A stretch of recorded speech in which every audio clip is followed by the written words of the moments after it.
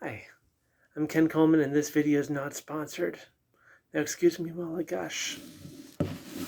Now these two Lego kits I saw in Target on my way home, and the Santa Claus was about $5, the Nutcracker about twice as much. I don't usually go for the brickheads that much unless I'm looking to scrap pieces and add them to a bigger build. But I just found this too cool to ignore, and I can't see this blocky Santa Claus skiing or standing without thinking of that John Waters episode of The Simpsons where he frees Bart with a Santa robot that scares the reindeer. And as I was building the Nutcracker, I built a bigger Christmas tree kit last year, but this one size is made up for with the Nutcracker. And as I was building the Nutcracker, I found out that he is articulated.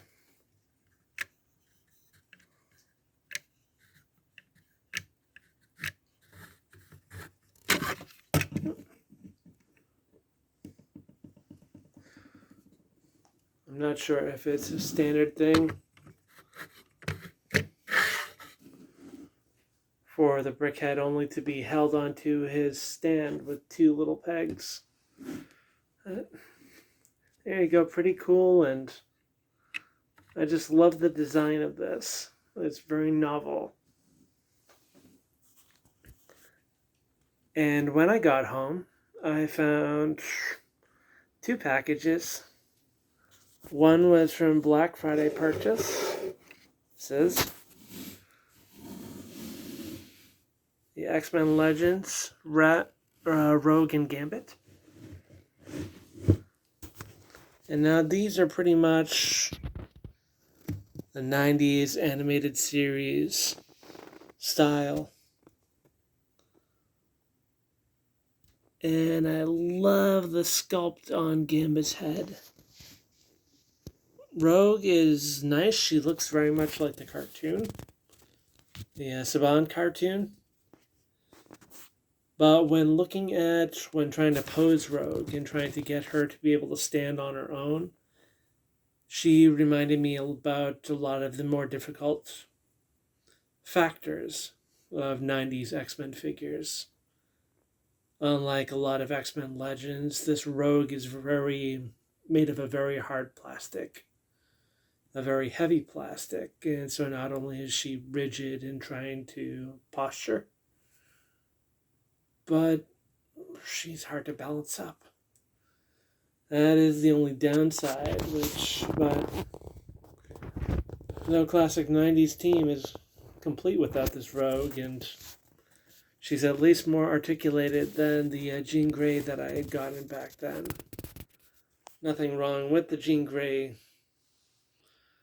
I'm still content with that Jean Grey, but just the design of a lot of the female figures back then. They weren't able to move their knees that often, not able to move their feet, wrists. It was just extremely limiting. And with hard plastic, it's all the more difficult to pose. Gambit, however, lots of cool accessories. Like you can swap hands with this for throwing cards, an empty hand,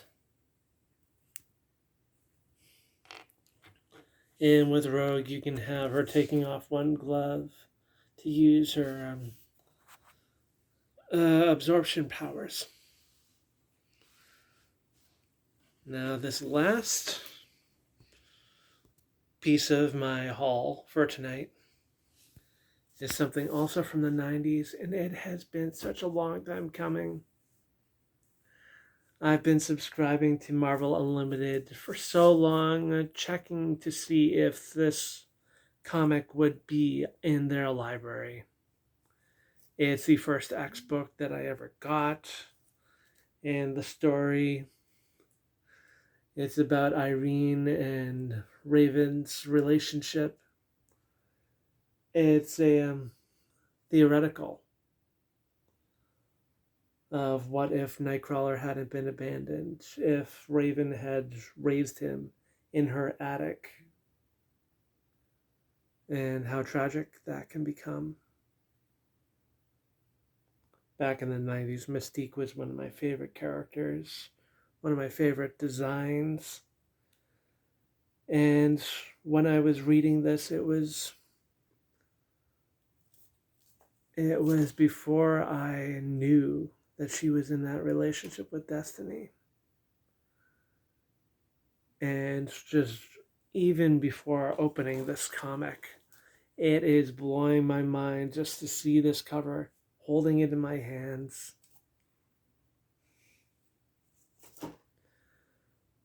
Reaching back just 20-something years, I can remember that scene where Irene just gives Raven a heart-to-heart talk.